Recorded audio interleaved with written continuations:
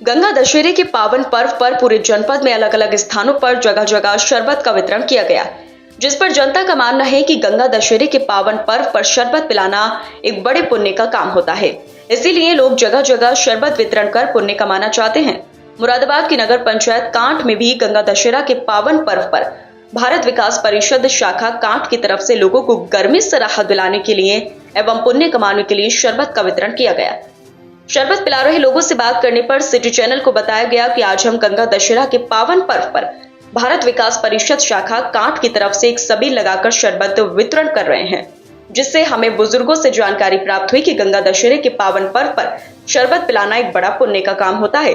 उधर तपती गर्मी में लोगों को गर्मी से राहत दिलाने के लिए भी शरबत पिलाना अवश्य जरूरी है, जिस पर कुछ लोगों का कहना है कि पर्यावरण को बचाने के लिए शरबत पिलाया जा रहा है।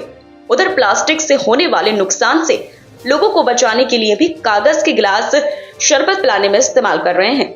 हम चाहते हैं कि सभी लोग अपनी अपनी हैसियत के हिसाब से राहगीरों को गर्मी से राहत दिलाने के लिए जगह जगह शरबत का वितरण करें, जिससे लोगों को गर्मी से राहत मिल सके, लेकिन कागज के गिलास ही शरबत पिलाने में इस्तेमाल करें। क्या कार्यक्रम चल रहा है? ये हमारी शाखा की तरफ से शरबत वितरण का कार्यक्रम है।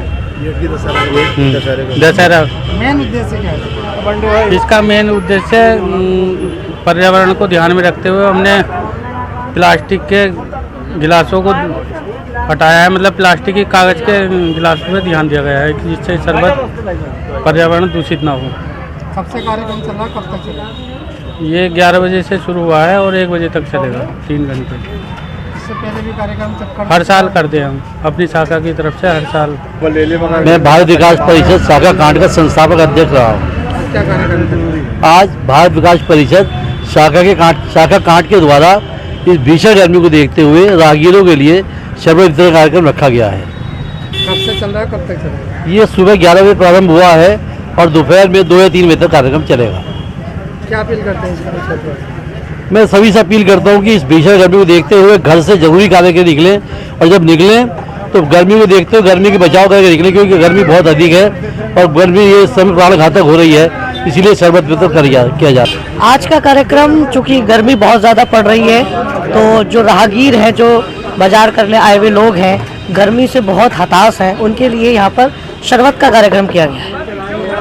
मेन उद्देश्य क्या है शरबत बांटने का मेन उद्देश्य ये है कि हम देखते हैं कि जब व्यक्ति घर से बाहर निकलता है तो बहुत सारा गर्मी होने की वजह से उसको डिहाइड्रेशन हो जाता है। फिर साथ ही साथ समाज को भी एक ये मैसेज जाता है कि और लोग भी प्रयास करके अपने आसपास इस तरीके की एक्टिविटी करें, जिससे ज़्यादा से ज़्यादा राहगीरों को गर्मी से राहत मिल पाए।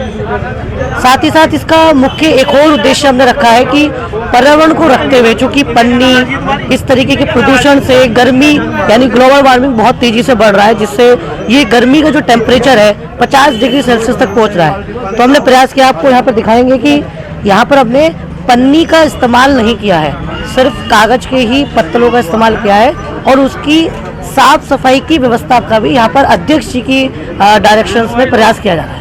मेन कारण तो गर्मी से हाँ जी, मुख्य कारण यही है कि जैसे हम लोग प्रयास कर रहे हैं कि अब बाजार के जो आने वाले लोग हैं यहाँ पर आए और गर्मी से निजात पाए, साथ ही साथ हमें देखकर 2-4 लोग, चाहे 100 या 200 लोगों को ही शरबत बांटे, लेकिन गर्मी में लोगों को निजात।